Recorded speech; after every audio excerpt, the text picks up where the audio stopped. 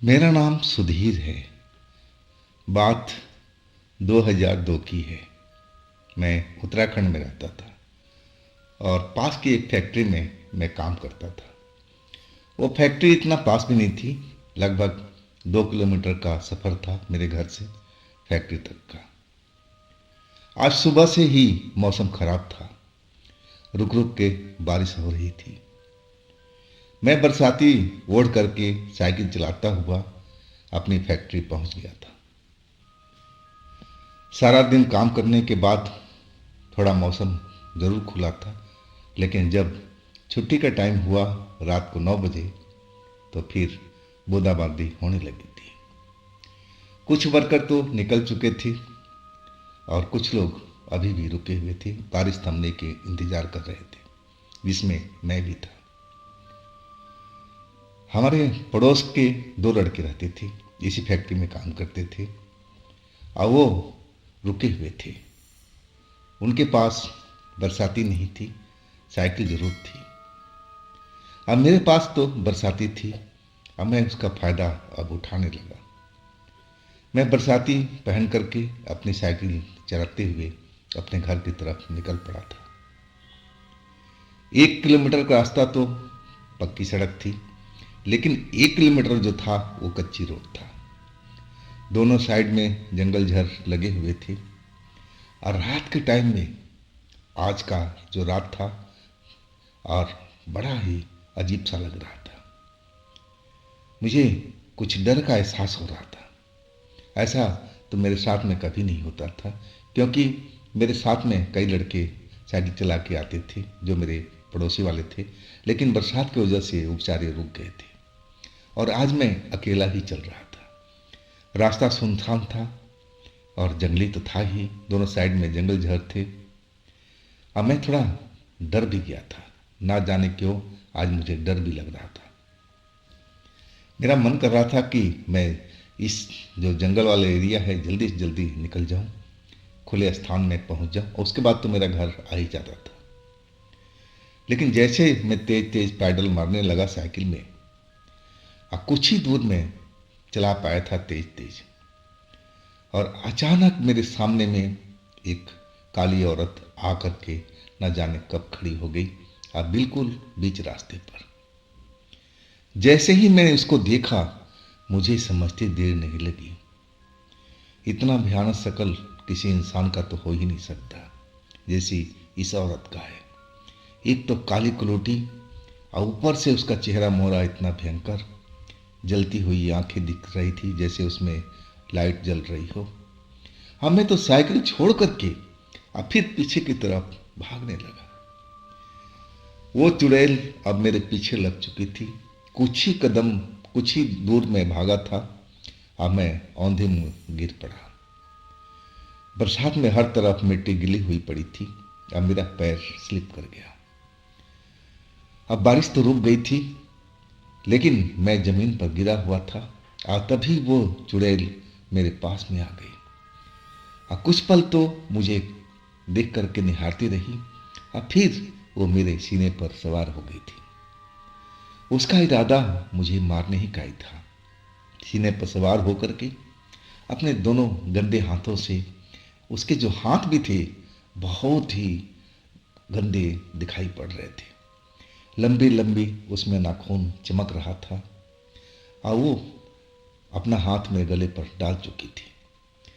मैं बोलने का कोशिश कर रहा था कि मुझे छोड़ दो, मुझे छोड़ दो, मुझे जाने दो, मैंने तुम्हें क्या बिगाड़ा है कि तुम मुझे मारना चाहती हो, लेकिन मेरे गले से आवाज़ निकल ही नहीं रहा था। मैं बहुत भरपूर कोशिश कर रहा था कि मैं चिल्लाऊं, किसी को आवाज़ दे के बुलाऊं, लेकिन डर के ऐसा आलम था कि मेरी आवाज़ जैसे घुट गई थी, अंदर ही रह गई थी। वो चुड़ैल मेरे सीने पर सवार हुए और मेरा गला दबाने को भरपूर कोशिश कर रही थी और वो हंस भी रही थी। जब वो हंसती थी उसके मुंह से अजीब सा बांस निकलता था और मुझे तो इतना अजीब लग रहा था कि जैसे मेरा हालत खराब हो जाएगा। सीने पर सवार हुई कोई चुड़ैल, आप समझ सकते हैं कि मैं किस मुश्किल में फंसा हुआ था। और मुझे लगने लगा कि मैं अब बच नहीं पाऊंगा, मुझे ये मार ही देगी। और तभी चमत्कार हुआ था। चमत्कार ये हुआ कि दो लड़का जो पीछे रह गए थे बरसात की वजह से, उनके पास बरसाती नहीं थी ओढ़ने वाली, अब वो आ रहे थे और आपस में बात करते हुए साइकिल चलाते हुए हमारी तरफ बढ़ रहे थे। और जैसे ही वो नज़दीक आए हमारे, और वो चुड़ैल मेरे सीने पर ही सवार थी, लेकिन अब एकदम गायब सी हो गई थी, वो मुझे भी नजर नहीं आ रही थी। अब मैं जमीन पर गिरा हुआ उठने का कोशिश कर रहा हूँ, लेकिन उसकी जो वजन था वो काफ़ी ज़्यादा था, बढ़ चुका था। मैं बिल्कुल भी हिल नहीं पा रहा था उस जगह से, और वो मुझे दिखाई भी नहीं दे रही थी जो मेरे सीने पर सवार थी। और उधर से वो जो लड़के थे वो चलते आ रहे थे बात करते हुए। और जब हमारे करीब पहुंचे तो देखा कि मैं जमीन पर गिरा हुआ हूं, और वो साइकिल से उतर गए। अब मेरा नाम लेकर के पुकारने लगे, सुधीर सुधीर, ये क्या हुआ तुम्हारे साथ में? क्या तुम फिसल गए हो क्या? साइकिल तुम्हारी कहाँ है? तुम तो साइकिल पर सवार थे ना। और तभी जैसे लगा कि वहां पर काला काला सा धुआं फैल रहा हो। मैं सब कुछ देख रहा था, सब कुछ महसूस कर रहा था, लेकिन मैं बोल ही नहीं पा रहा था।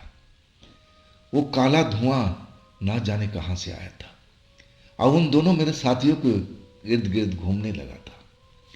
और जैसे मेरे साथी ने देखा दोनों के दोनों कि काला धुआं हमारी तरफ घूम रहा है, और उसमें कुछ अजीब सी शक्लें वो धुआं ले रहा था, और वो देखते ही एकदम डर गए थे जैसे मैं डरा था। वो भी साइकिल छोड़ करके अब पीछे की तरफ भाग गए थे, फैक्ट्री की साइड में।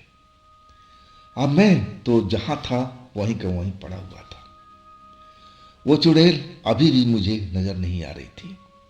अब फिर लगा कि मेरा जो सीने पर वजन है जो बैठी हुई थी वो अचानक हल्का होने लगा था, और जैसे ही हल्का हुआ मेरी आंख बंद हो गई थी, मुझे बेहोशी आ गई थी, मैं बेहोश हो चुका था।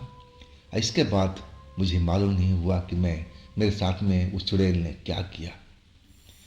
जब मैं होश में आया तो वही दो लड़का और कुछ फैक्ट्री के लोग हमारे पास चले आए थे, और वो मुझे उठा रहे थे, मुझे होश में लाने की कोशिश कर रहे थे। मैं जब होश में आ गया तब वो मेरे से पूछने लगे कि सुधीर, क्या हुआ था तुम्हारे साथ में? क्या तुम स्लिप कर गए थे, या फिर कोई भूत वाला कहानी जो लड़के बता रहे हैं वो हुआ था? अब फिर मैं डरा हुआ तो था ही, इधर उधर देखने लगा कि कहीं वो चुड़ैल आसपास में तो नहीं है, लेकिन वो नज़र नहीं आ रही थी, ना वो काला धुआं भी नज़र आ रहा था। और तब वो लोग मुझे आगे की तरफ ले गए जहाँ मेरी साइकिल गिरी हुई थी। साइकिल पर हमें बिठाया और उन दोनों लड़कों के साथ में किया, और तब वो लोग अपने फैक्ट्री की तरफ चले गए थे। अब जो दो मेरे साथी थे वो भी डरे हुए थे, उनके साथ में भी वही घटना हुई थी, लेकिन वो चुड़ैल उनको नजर नहीं आई थी जो मेरे को गिरा दिया था ज़मीन पर, जो मेरे छाती पर सवार हुई थी। अब मेरे से वो पूछने लगी कि सुधीर, तुम्हारे साथ में क्या हुआ था? कैसे तुम गिर गए थे? क्या हुआ था तुम्हारे साथ में? अब फिर मैं बताने लगा था कि भाई मेरे साथ में ऐसी ऐसी घटना हुई है।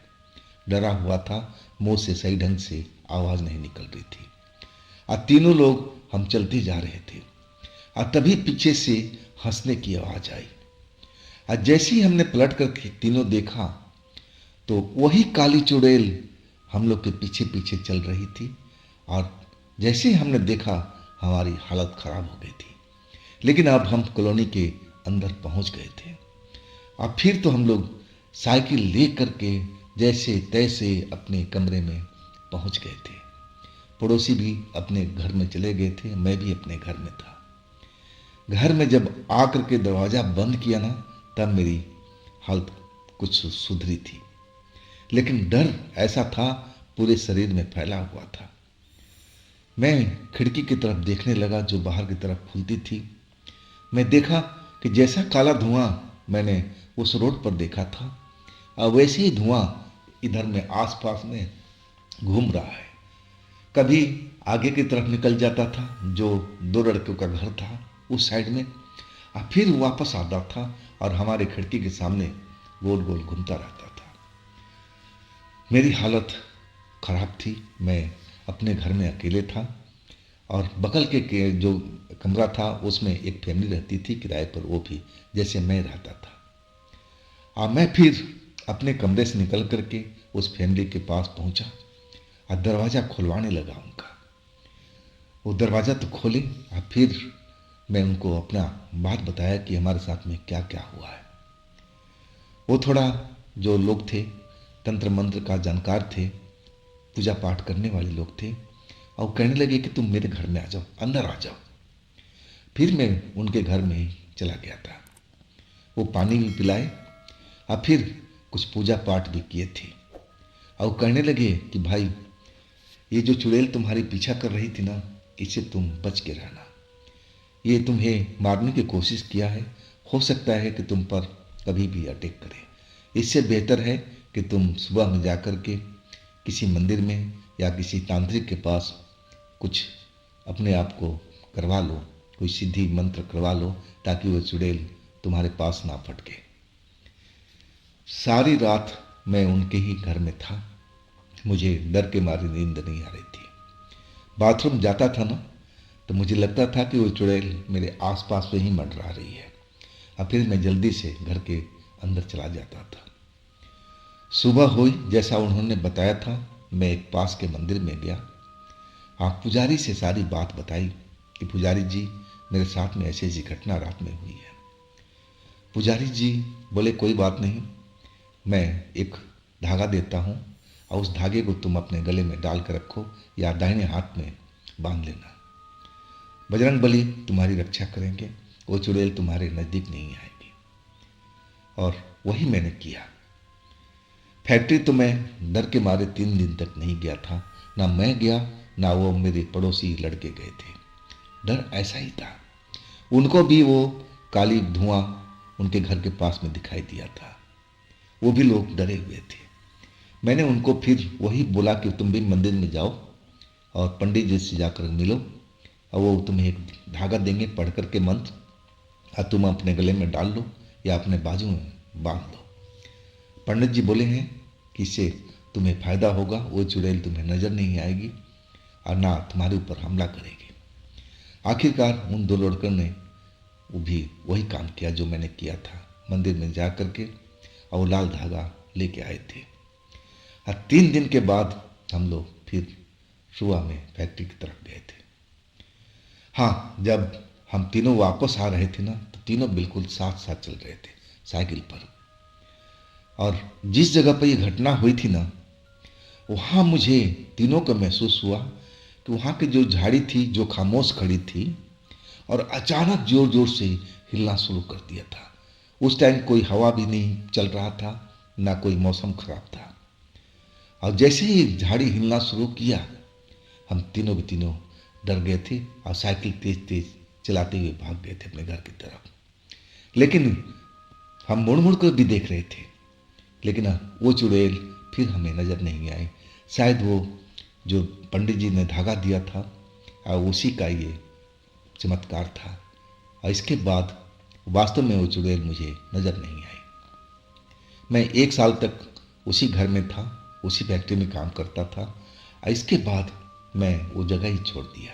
मैं दूसरी जगह पर काम करने लगा था, और इसके बाद कभी भी उस चुड़ैल से मेरा वास्ता नहीं पड़ा था। तो दोस्तों, ये थी आज की कहानी सुधीर जी का।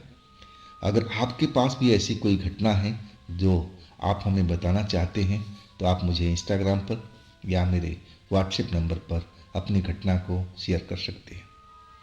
और दोस्तों, ये भी चैनल आप ही का है, तो इसको भी अपना प्यार दीजिए, लाइक कीजिए, सब्सक्राइब कीजिए, शेयर कीजिए। और फिर हम मिलते हैं अगले रोज़ एक नई घटना, एक नई कहानी में।